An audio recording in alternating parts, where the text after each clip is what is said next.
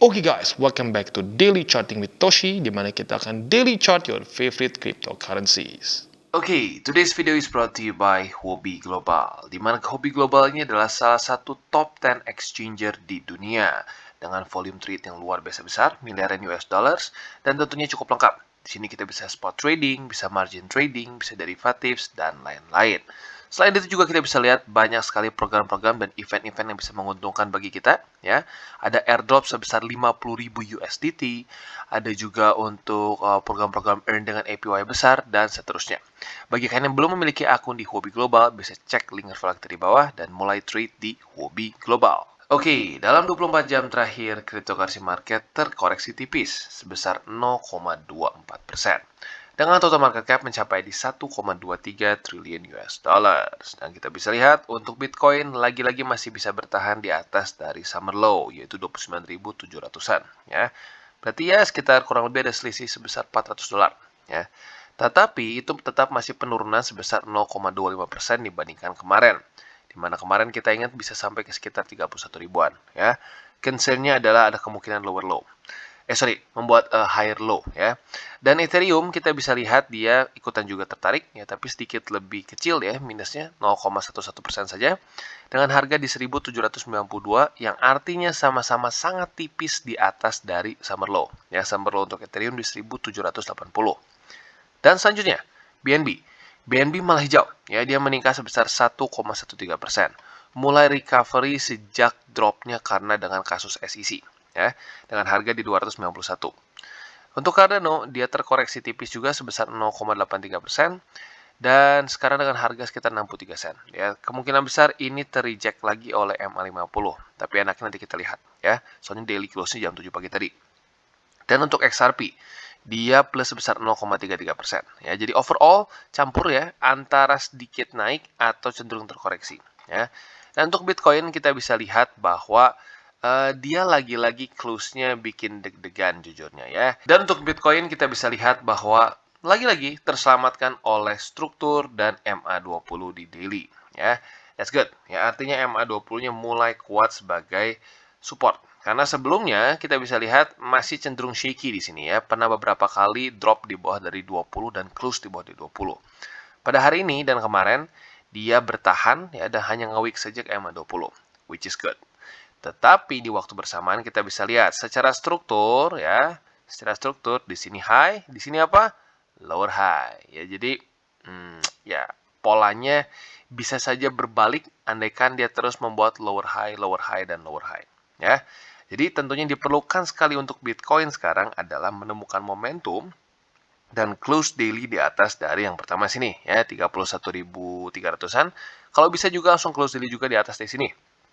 31.800 atau kalau mau lebih aman di 30.000 ya. Nah, kalau itu bisa benar-benar terjadi ya dan terus terbentuk satu momentum untuk higher high dan higher low ya.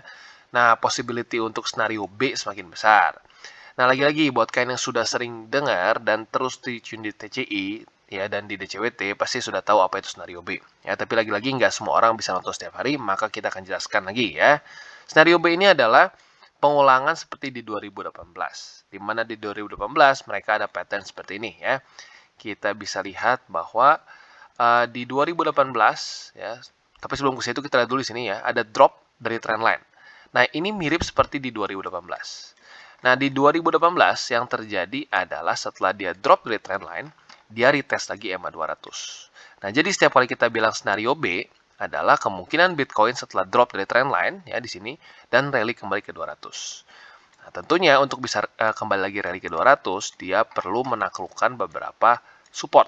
Nah, salah satu support yang beberapa resisten ya. Nah, salah satu yang baru terbentuk adalah dua ini ya, struktur sini dan struktur sini. Selanjutnya adalah MA50. Nah, pertanyaannya, apakah Bitcoin akan cukup kuat atau tidak? Kalau tidak cukup kuat dan jebol ke bawah, ya sudah, kemungkinan besar akan ke skenario A. Dan apa itu skenario A? Skenario A adalah menuju ke MA200 weekly, yang basically masih tetap ya kurang lebih di daerah situ ya, 22.300-an. Nah, jadi Bang, kemungkinan mana yang lebih besar probabilitasnya? Seperti yang gue sudah bilang, ya mungkin beberapa dekan yang sudah terus stay tune di DCWT juga sudah, ya Bang, udah hafal Bang. Ya, tapi lagi-lagi seperti yang gue bilang, nggak semua orang bisa terus stay tune di DCWT ya, mungkin ada kesibukan sendiri, ada juga yang mungkin ya ada beberapa mungkin yang aduh stres gitu ngelihat ngelihat markets.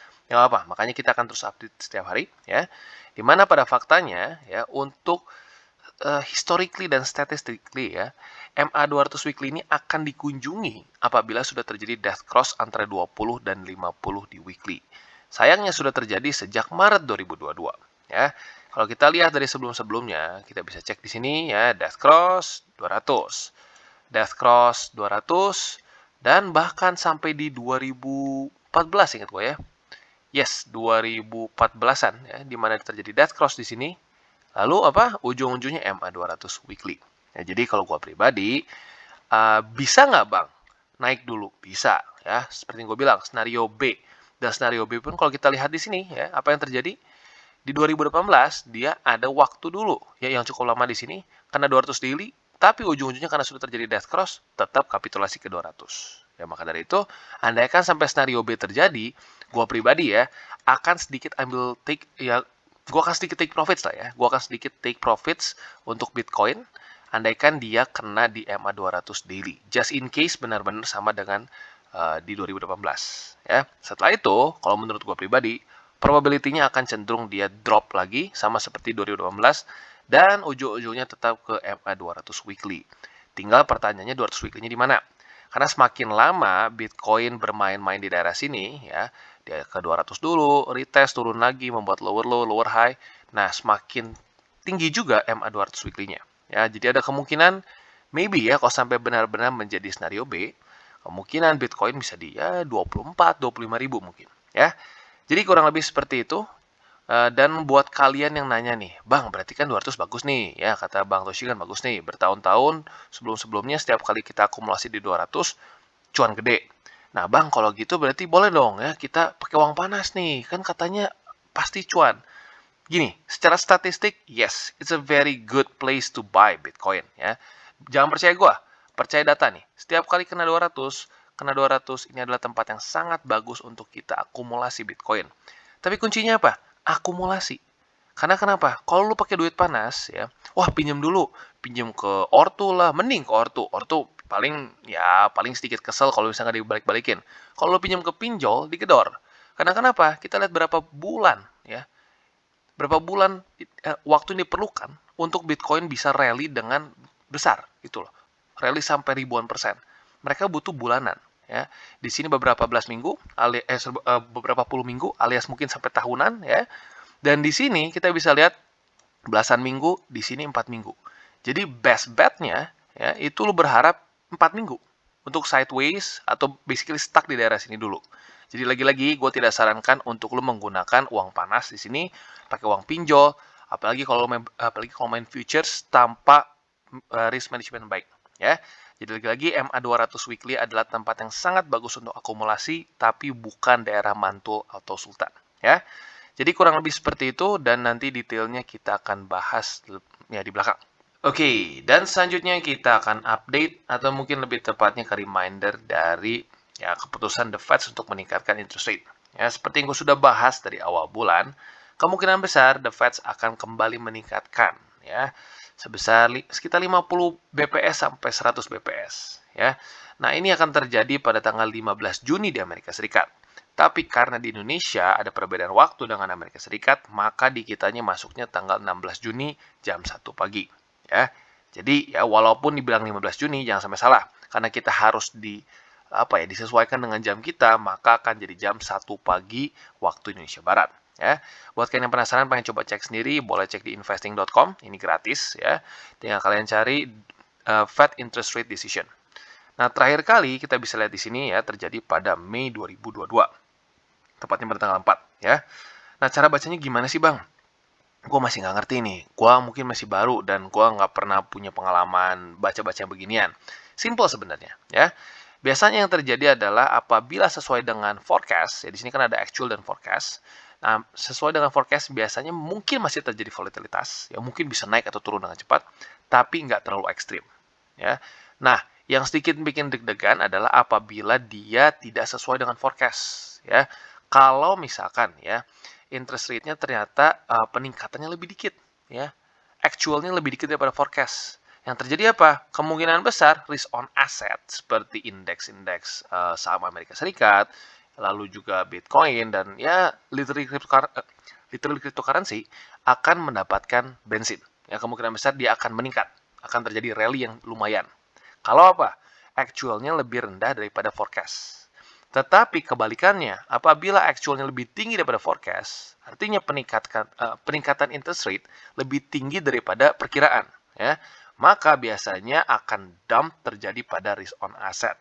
Lagi-lagi seperti indeks Amerika Serikat, S&P, Dow Jones, Nasdaq, termasuk juga Bitcoin yang masuknya ke risk on asset, ya.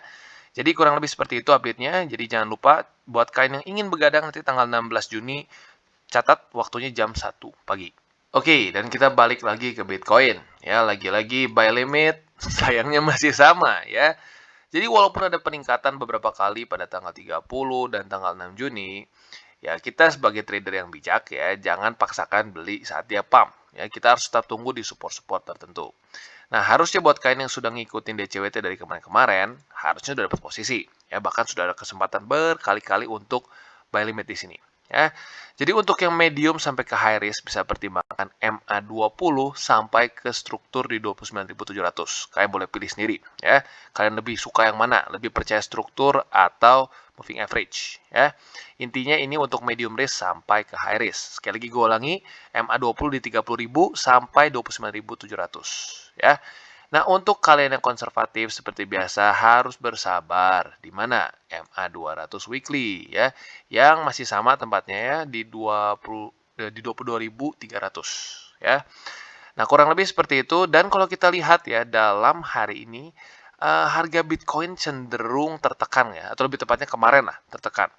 Kita lihat indeks dolar dan ternyata benar ya MA20-nya jebol guys ya. Setelah 2 hari tertahan oleh MA20 di daily, indeks dolar mendapatkan peningkatan ya. Jujurnya ini bikin gue deg-degan. Gue berharap selama menuju ke tanggal 15 Juni dia terus menurun. Dia menurun, dan menurun. Sehingga andaikan nanti tanggal 15 terjadi peningkatan interest rate, dia kepentok lagi resisten. Tetapi kita bisa lihat sekarang tanggal 10 dia udah mulai ketemu momentum, which is not good ya. Jadi ya lagi-lagi ya, andaikan nih ya indeks dolar terus meningkat ke atas sebelum tanggal 15, tanggal 15-nya kemungkinan bisa menjadi sangat ganas untuk cryptocurrency market. Ya, karena lagi-lagi resistennya sudah tertembus duluan. Jadi ya tentunya harapan gue adalah kalau sampai Bitcoin mau masuk ke skenario B, ya alias dia ke 200 daily dulu, which is good ya, itu nambahin peluru kalau kita udah punya posisi di 30 ribuan, ya kita harus berharap indeks dolar turun seperti ini ya, turun seperti ini. Nanti pada tanggal 15, andaikan tiba-tiba ada peningkatan interest rate yang lumayan tinggi, nah dia masih ketahan oleh resisten gitu loh. Nah dari situ mungkin bisa melemah lagi. Tapi kalau dari sekarang belum ada apa-apa dia udah naik sendiri, apalagi kalau sampai tembus sini, dapat tanggal 15 tuh udah kayak kesannya rumah kebakaran dilempar bensin gitu. Jadi ya wah tambah panas gitu kesannya ya. Jadi lagi-lagi ya itu harus kita lihat ya. Andaikan ini terus menguat, ya siap-siap pada tanggal 15 kemungkinan besar cryptocurrency market maupun ya risk on markets lah semua bisa kebanting ya. Jadi kurang lebih seperti itu update-nya ya. Untuk Bitcoin sekali lagi gue ulangi masih sama ya buy limitnya. Untuk yang medium sampai high risk di daerah 29.700 sampai 30.000. Dan buat kalian yang masuknya lebih ke konservatif ke MA200 weekly di 22.300 ya.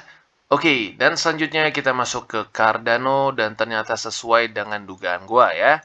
Benar, dia tertahan oleh MA50. Ini merupakan hari kedua setelah dia ke-reject pada tanggal 8 Juni. Ya, jadi udah 2 kali dan gagal ya. Tentunya not bad jujurnya ya. Cardano not bad dibandingkan dengan beberapa altcoins lain. Altcoins lain struggling dengan MA20. Sementara Cardano sejak tembus dia pada tanggal 30 Mei, dia terus bisa mempertahankan MA20 di daily dan bahkan mulai menemukan momentum ke atas. Ya, jadi bisa dibilang Cardano sedikit melawan arah ya. Nah, tetapi ya, sekuat-kuatnya satu altcoins, andaikan Bitcoin sedang dalam kondisi yang nggak terlalu bagus, ya belum jelas nih, masih sideways atau ya resistannya masih banyak di atas, ya kemungkinan besar akan ikut drop juga apabila Bitcoinnya ya kehilangan momentum. Jadi lagi-lagi untuk sekarang buy limit Cardano masih sama ya. Untuk yang agresif bisa pertimbangkan di MA20 di 55 sen. Dan buat kalian yang konservatif masih di 44 sen. Ya. Jadi kurang lebih seperti itu untuk Cardano. Oke, dan selanjutnya Ethereum. Dimana kita bisa lihat Ethereum kemarin close daily-nya jujurnya lumayan bikin gak kira-kira deg-degan. Ya.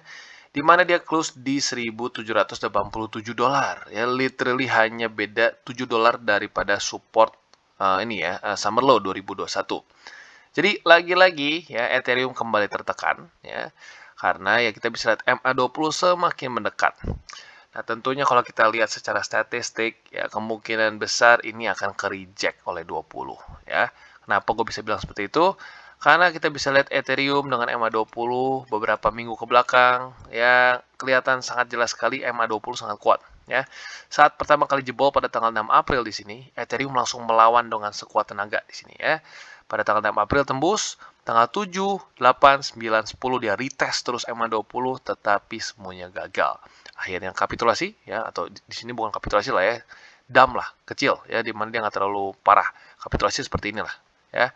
Nah, di sini udah gitu dia berusaha untuk tembus struktur, gagal, akhirnya MA20 mendekat, ke-reject lagi, turun lagi. Sini ke-reject lagi, turun lagi, reject, turun lagi, dan bahkan bukan cuma turun, di sini kapitulasi. Dan akhirnya yang paling terakhir adalah false breakout pada tanggal 30 Mei di sini. Ya, jadi siap-siap. Andaikan Bitcoin tidak menemukan momentum di sini, ya, tidak scenario B, maka kemungkinan besar Ethereum akan jebol ke bawah. Ya, jadi untuk sekarang, ya tinggal kita lihat dan beberapa hari ke depan apakah akan jebol atau tidak. Kalau jebol, gue sarankan untuk stop dulu akumulasi Ethereum. Ya, jadi kurang lebih seperti itu. Dan lagi-lagi buat kalian yang belum memiliki Ethereum di harga 1.780, boleh pertimbangkan untuk averaging sekarang. Ya. Oke, dan selanjutnya kita masuk ke BNB. Dan untuk BNB kita bisa lihat ya, mulai ada sedikit tanda-tanda kehidupan. Ya. Dan kalau bisa dibilang ya, sebelum terjadi permasalahan dengan SEC, BNB not bad jujurnya ya. Berkali-kali walaupun dia drop karena BTC juga ya, dia berusaha untuk retest lagi resisten. Tetapi pada tanggal 6 kita bisa lihat dia ke-reject dengan cukup kuat ya dan mulai drop secara volume juga. Nah, ini bisa dibilang volumenya drop karena lebih ke news. Ya, seperti yang kalian tahu, BNB sekarang sedang ditarget oleh SEC ya. Dengan MO atau modus operandi yang sangat sama atau bisa dibilang percis seperti Ripple ya. Di mana dianggapnya ini adalah satu sekuritas ilegal dan ujung-ujungnya ya seperti biasa lah, SEC selalu ingin merecoki cryptocurrency lah, simpelnya ya. Apakah ini ada kemungkinan bisa menjadi sebuah sekuritas? Ya, maybe. Makanya ya ujung-ujungnya Binance perlu membuktikan bahwa no, it's not a security. Ya. Dan semoga saja tidak selama urusan Ripple, karena mau tidak mau kita bisa lihat Ripple cukup terpengaruh harganya karena kasusnya dengan SEC yang cukup panjang. Ya. Jadi untuk sekarang BNB tinggal satu saja si supportnya, yaitu adalah di daerah 263,6 USD saja ya. Hanya akan jebol dari situ ya kita stop dulu untuk akumulasi BNB. Oke, dan selanjutnya kita masuk ke Atom. Di mana kita bisa lihat Atom perdana di reject oleh Summer Low 2021. Ya, kita bisa lihat 9 dolar atau lebih tepatnya 8 dolar lebih 99 sen merupakan Summer Low dari Atom yang terbentuk pada ya kurang lebih Juni sampai Juli 2021 ya. Nah, kalau kita lihat di sini ya, kemarin atau lebih tepatnya kemarin lusa pada tanggal 8 Juni dia jebol. Ya, jebol untuk pertama kali sejak 2021. Nah, setelah itu kita bisa lihat apa yang terjadi ya, rejection pertama. Nah, ini tentunya adalah bukan pertanda baik ya, karena seringkali ya satu support yang cukup bagus sebenarnya berkali-kali mempertahankan harga Atom, andaikan sudah tertembus, ada possibility dia bisa berubah menjadi resisten. Nah, ini adalah salah satu pembuktiannya, yaitu adalah rejection. Nah, jadi tinggal kita lihat nih, apakah akan terjadi beberapa kali rejection, ya. Kalau terjadi seperti itu, kemungkinan besar akan drop ke bawah. Dan seperti yang gue bilang, ya sesuai dengan yang gue katakan sebelum-sebelumnya, apabila aset, terutama altcoins ya, yang tembus dari summer low, dia akan cenderung kehilangan demand-nya ya, dan akan lebih nge-track BTC saja. Ya, jadi untuk sekarang Cosmos gue sarankan untuk tidak dulu kita akumulasi ya, karena sudah tembus. Dan juga buat kalian yang masih terus akumulasi altcoins, pastikanlah portofolio kalian tidak sampai terlalu berat di altcoins ya, 60, 70 sampai 90% altcoins gua sarankan stop dulu untuk akumulasi altcoins dan pindah untuk akumulasi BTC ya, terutama fokus untuk antara di daerah 30.000 atau di MA 200 weekly ya. Jadi kurang lebih seperti itu untuk Atom. Oke, dan kita masuk ke AVAX ya. AVAX sudah 2 hari bearish spinning top ya, artinya dia bingung ya. Bingung dengan cenderung ke bearish ya. Nah, kalau kita lihat di sini dia seperti stuck antara support dan resisten. Supportnya di mana, Bang? Supportnya jelas di daerah $22 lebih 44 sen. Nah, selama beberapa minggu ke belakang, bisa dibilang ini menjadi support yang cukup baik. Sejak dia terbentuk pada tanggal 27 sampai 28 Mei. Di sini dia di-retest banyak 3 kali, ya, pada tanggal 2, 3, dan 4 Juni. Akhirnya menemukan momentum, lanjut lagi ke atas, tetapi MA20 mulai memukul, ya. Mike Tyson ya, kita kasih nickname MA20 si Mike Tyson. Di mana dia reject sekali di sini, kedua kali dia gagal dan 2 kali spinning top di sini. Ya, artinya market bingung, galau. Gimana nih? Di atas di reject, di bawah di reject, bingung. Ya, udah kayak lagu dangdut di reject ya. Nah, jadi untuk sekarang tentunya yang kita harus lihat adalah mana yang akan kalah, ya, mana yang tembus. Sayangnya, ya dengan kondisi sekarang, tanggal 15 makin mendekat, dan lain-lain, probability-nya lebih cenderung ke bawah. Ya, jadi, lagi-lagi untuk kalian yang masuknya ke agresif, bisa pertimbangkan untuk buy limit di daerah $22 lebih 44 sen. Dan untuk kalian yang konservatif, di bawah masih ada $9 lebih 45 sen. Ini adalah summer low dari AVAX. Ya. Jadi kurang lebih seperti itu untuk AVAX. Oke, dan untuk Matic, ya cukup unik. Di mana kita bisa lihat Matic kemarin close daily di atas dari MA20, di mana alts lain cenderung ke reject oleh 20 atau drop langsung saja, bahkan nggak kena resisten. Ya. Jadi ini cukup unik. Ya. Ada kemungkinan ini bisa menjadi daerah demand. Ya, masih kemungkinan tentunya ya. Dan ya kemungkinan jujurnya nggak terlalu besar juga, karena pada faktanya secara fundamental, secara news, cenderung nggak terlalu bagus untuk cryptocurrency sekarang. Ya. Tapi lagi-lagi, masih ada probabilitas. Jadi tentunya yang sangat penting adalah kalau dia mau menemukan momentum, dia harus bertahan di atas MA20. Ya, dia buktikan bahwa ini momentumnya beneran ada, bukan false breakout. Itu yang pertama. Dan yang kedua, yang paling penting lagi adalah harus menaklukkan lagi summer low dia. Karena Matic masuk ke dalam salah satu altcoins yang sudah jebol summer low-nya, yaitu di daerah 68 sen di sini. Ya. Nah, sebelum dia bisa reclaim lagi, gue belum sarankan untuk kita tambah posisi. Ya, jadi walaupun sudah terbentuk satu momentum yang not bad untuk Matic, tapi gue pribadi akan tahan dulu, ya jangan dipaksakan dulu. Tunggu sampai dia bisa benar-benar tembus daily close di atas dari di atas dari 68 sen. Terus terjadi konfirmasi, terjadi pantulan, baru kita beli lagi di situ, ya. Jadi kurang lebih seperti itu untuk Matic. Oke guys, jadi itu adalah akhir dari segmen DCWT kita pada hari ini. Dan jangan lupa bagi kalian yang merasakan manfaat dari segmen ini, jangan lupa untuk share ke teman-teman kalian. Dan apabila lu pengen mensupport channel kita, ya TCI, jangan lupa untuk menggunakan link referral kita di bawah. Nggak wajib, ya, tetapi apabila lu menggunakan link referral kita di bawah, ada macam-macam, ya, dari Bybit, Huobi, Maxi, toko kripto, dan banyak lagi, ya. Ya, walaupun nggak wajib, tapi kalau menggunakan link referral kita, lu secara langsung membantu perkembangan dari TCI. Dan satu lagi, jangan lupa juga untuk join Telegram group kita, di mana kita bisa ngobrol-ngobrol santai mengenai dunia cryptocurrency secara 2 arah. So, jangan lupa untuk like, subscribe, klik the bell icon, and see you on the next video.